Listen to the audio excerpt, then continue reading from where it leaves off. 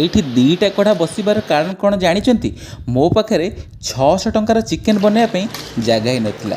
ମାନେ ଆମ ଅଫିସ୍ରୁ ମିଳିଥିଲା ମୋତେ 600 ଟଙ୍କା 2.5 କେଜି ଚିକେନ୍ ଭାଇ ବନେଇକି ନେବା ପାଇଁ। ମୋ ପାଖରେ ତ ଭାଇ ଜାଗା ନଥିଲା, ଯାହା ହଉ କଷ୍ଟେ ମଷ୍ଟେ ଭାଇ ବନେଇକି ନେଲି। ଏଇଠି ମୁଁ ଦୁଇଟା ଭେରାଇଟି ବନେଇଥିଲି, ଗୋଟେ ବନେଇଥିଲି ଚିକେନ୍ କଷା, ଆଉ ଏଇଠି ବନେଇଥିଲି ଆମର ଚିକେନ୍ ଆଳୁର ଗୋଟେ ବଢ଼ିଆ ଝୋଳ। ଆପଣ ଦେଖିପାରୁଥିବେ, ମୋତେ ଲାଗୁଛି ବୋଧେ ଦେଖିକି ଟିକେ ମଟନ୍ ଭଳିଆ ତ ନିଶ୍ଚୟ ଦେଖାଯାଉଛି, ଫେର୍ ବି ଆପଣ ଦେଖିକି ନିଜେ କୁହନ୍ତୁ। ଚିକେନ୍ ତାଙ୍କର ଆଉ ତେଲ ମସଲା ମୋର, କିନ୍ତୁ ମୁଁ ଖୁସି ହେଇଯାଇଥିଲି ମାଗଣା ଖାଇବାକୁ ମିଳିବ ବୋଲି।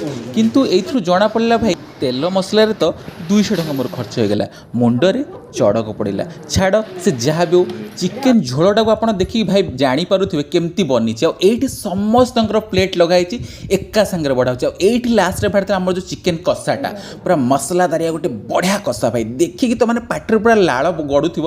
ଆପଣମାନେ ସବୁବେଳେ କୁହନ୍ତି ଭାଇ ଆପଣଙ୍କ ଡବା ଦେଖିକି ପାଟିରୁ ଲାଳ ଗଡ଼ୁଛି ବୋଲି। ଆଉ ସତରେ ଆପଣ ଦେଖନ୍ତୁ ଚିକେନ୍ ଆଳୁ ଝୋଳ ଯେତେବେଳେ ଅରୁଆ ଭାତରେ ଗୋଳେଇକି ଟିକେ ଖାଇବେ ଭାଇ, ଓହୋ ଭାଇ ସ୍ୱର୍ଗ ସୁଖ, ସେ ସୁଖ ଆଉ ଦୁନିଆରେ ବି ନାହିଁ। ତ ଚାଲନ୍ତୁ ଖାଇବା ବା ଟେଷ୍ଟ କରିବା।